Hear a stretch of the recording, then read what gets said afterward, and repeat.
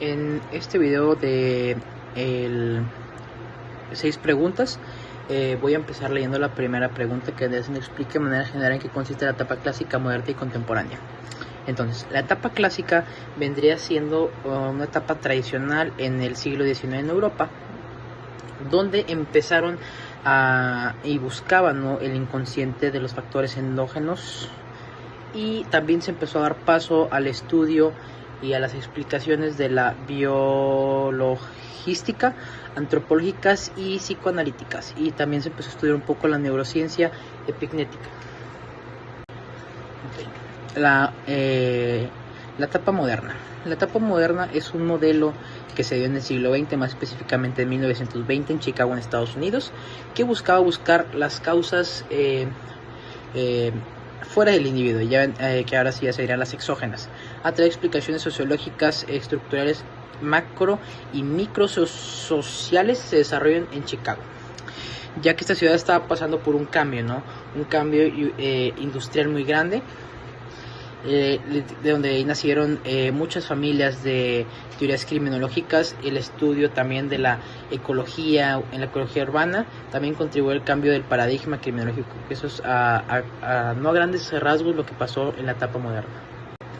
La etapa contemporánea es un movimiento crítico que se sitúa en el siglo XX. Este no buscaba factores ni exógenos ni endógenos, sino que buscaba los fallos que puedan haber en esas dos teorías y analizaban el sistema de esas dos. De aquí surgen las explicaciones políticos-económicas y crítica de control social. La pregunta número 2 vendría siendo: ¿por qué el método empírico inductivo es fundamental en la criminología? Bueno, porque el método se basa en las experiencias, no tanto en otras cosas, sino más en las experiencias.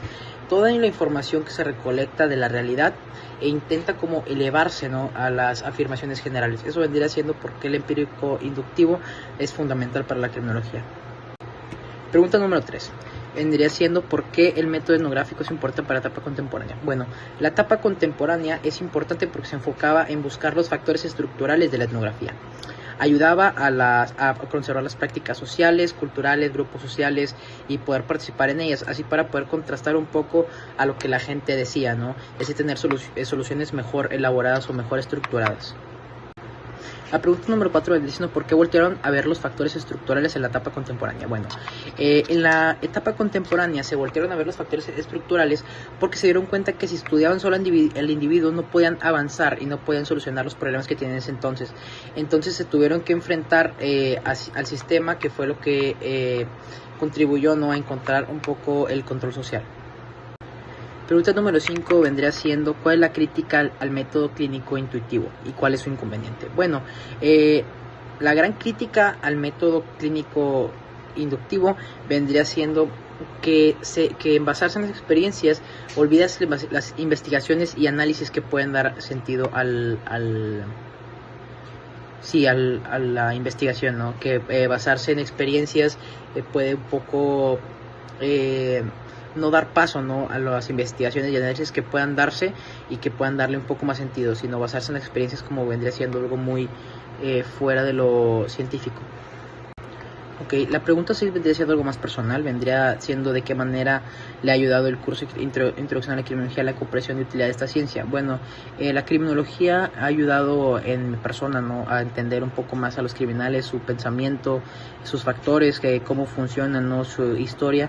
Eso vendría siendo lo que a mí me enseñó la criminología en este curso. La verdad es que me hubiera gustado que fuera un poco más extenso, pero como solo es un semestre, pues vendría siendo, pero la verdad es que sí nos enseñó bastantes cosas.